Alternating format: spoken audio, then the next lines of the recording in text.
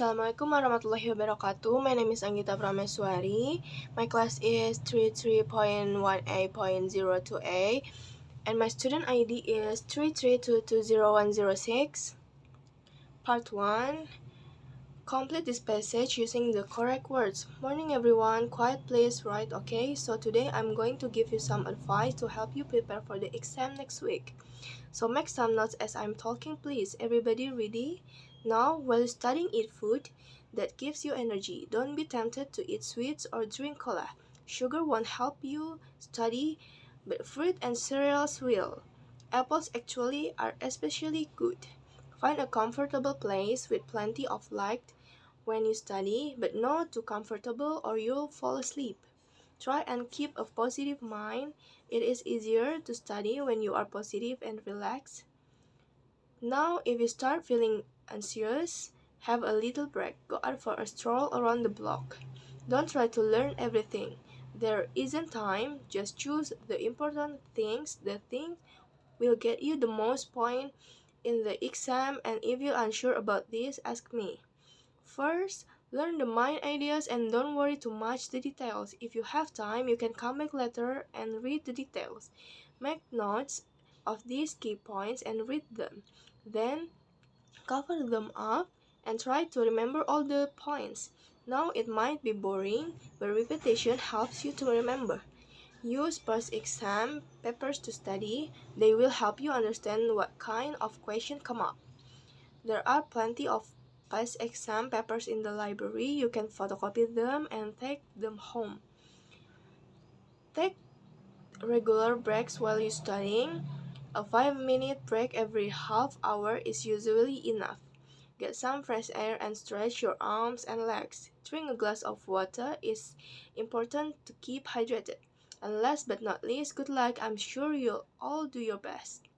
Part 2. Complete the script using the correct words. Hey, I'm reading this really interesting article about the human body. Yeah, well, we know all about that from biology lesson. No, we didn't learn much at all at school. They're discovering lots more things all the time. Really amazing things. Did you know that only 1 or 10 of the cells in your body are really you? The rest are bacteria. What? I'm not really me? No, of course. You are you, but you also have millions or trillions of bacteria in you. Ew. No, they're mostly really helpful. Someone did an experiment to see if animals can live without bacteria, and he found that a lot of them died or had to have a special diet. Animals need bacteria to digest food, you see? So we're better off with bacteria, unless the bacteria are bad. Unless they are bad, but they are nearly all good. Oh yeah, and going back to cells, do you know how many cells you have in your body? Quite a lot, I'd say a good few. Yeah, but how many? I don't know, I'm not mathematical. 7 octillion?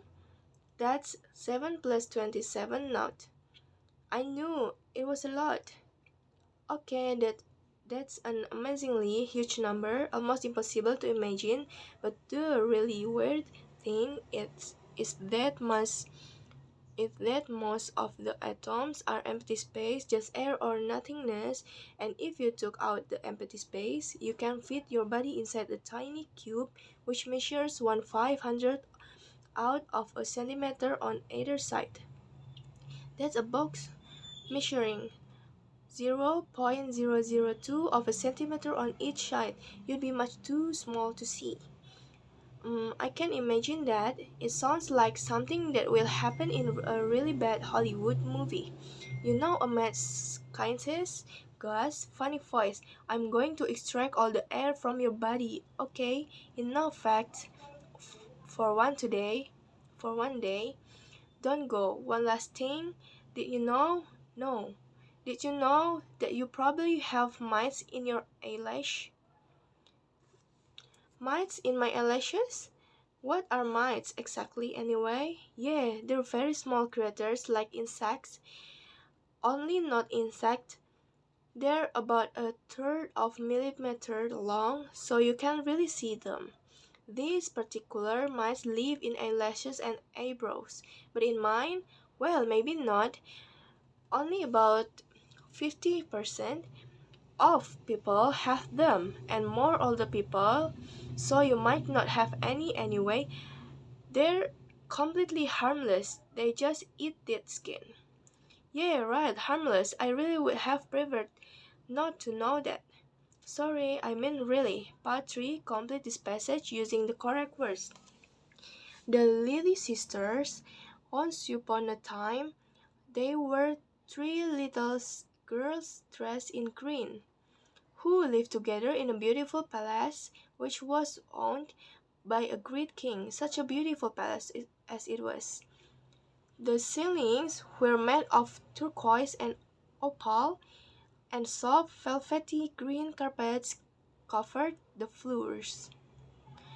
Many other children lived with this little sister, and they had such a kind nurse called Dame Nature, who taught them how to do their work well, for everybody had some work to do for the great king. Surely no one could be unhappy in such a wonderful home, and yet, I'm sorry to say, one of the little sisters was always discontented. She knew, for Dame Nature had told her that someday the great king would come to see who had done loving work for him, and will give the good lilies beautiful white robes and golden crowns. But she was not willing to wait until the king was ready and saw fit to do it.